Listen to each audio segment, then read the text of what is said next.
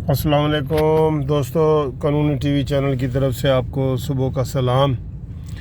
दोस्तों, आज नवाज़ शरीफ साहब की बेल जो है वो इस्लामाबाद हाई कोर्ट में लगी है और आज जुमे का दिन है। और जुमे वाले दिन में कभी भी हमारे हाई कोर्ट में, लाहौर हाई कोर्ट हो, इस्लामाबाद हाई कोर्ट हो या कोई भी हाई कोर्ट हो, तो डीबी नहीं होती। डीबी का मतलब है कि दो जज या दो से ज़्यादा जज, फुल बेंच भी उसे कहते हैं। तो ये जो डिवीज़नल बेंच है ना, डीबी, ये नहीं बनता आम तौर पे, और जो है वो फुल बेंच भी नहीं बनता। जुमे वाले दिन सिर्फ सिंगल बेंचेस के केस होते हैं। ठीक है जी।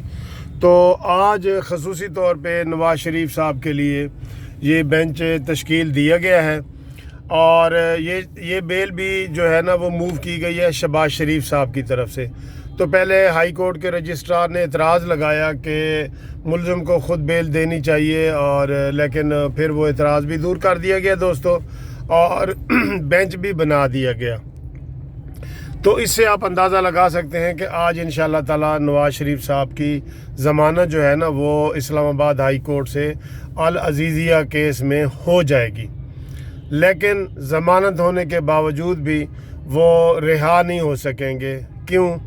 उसकी वजह यह है कि आजकल नवाज़ शरीफ साहब जो है वो चौधरी शुगर मिल में नैब के हवाले हैं, रिमांड पे हैं।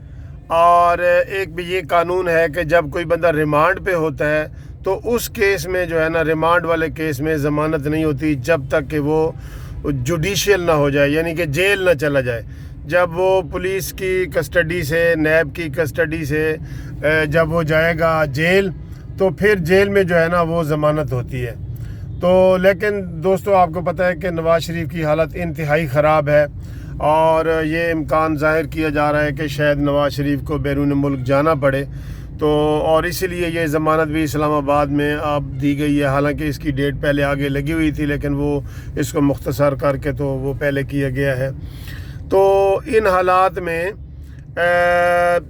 अगर नवाज़ शरीफ को रिहा करना है तो फिर एक चीज़ हो सकती है, वो ये हो सकती है कि क्योंकि अगर वो ये करें कि रिमांड को जुडिशल रिमांड में भेजें तो वहाँ पे फिर बेल करें तो इसके ऊपर 3, 4, 5 दिन लग सकते हैं।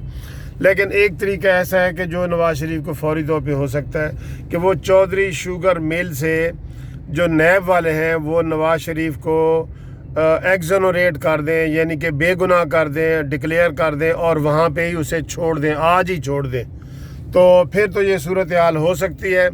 अदरवाइज़ ज़मानत होने के बावजूद भी नवाज़ शरीफ साहब जो है ना वो जेल से बाहर नहीं आ सकेंगे इस जो चौधरी शुगर मिल वाले केस में।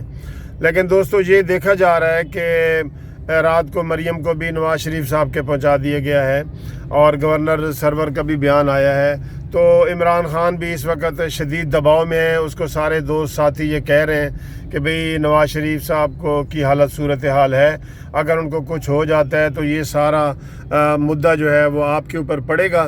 तो इसलिए इमरान खान की भी समझ में आ गया है कि ये जो है ना वो ज़्यादती नवाज़ शरीफ साहब के साथ वो कर रहे हैं, ज़्यादती पर ज़्यादती कर रहे हैं। तो उसको सारे लोगों ने समझाया है तो वो इस बात पे समझने के कायल हो गया है। इसलिए जो है ना ये स्पेशल डीबियाँ बन रही हैं जुम्मे वाले दिन, और स्पेशल तौर पे उसकी ट्रीटमेंट हो रही है और सारा कुछ हो रहा है। उसकी वजह यही खौफ है जो लोग इमरान खान को बता रहे हैं कि भाई अगर नवाज़ शरीफ को कुछ हो गया तो ये सारे के सारा ज़िम्मेदारी आपके ऊपर होगी। इसलिए इमरान खान ने काफ़ी लचक दिखाई है।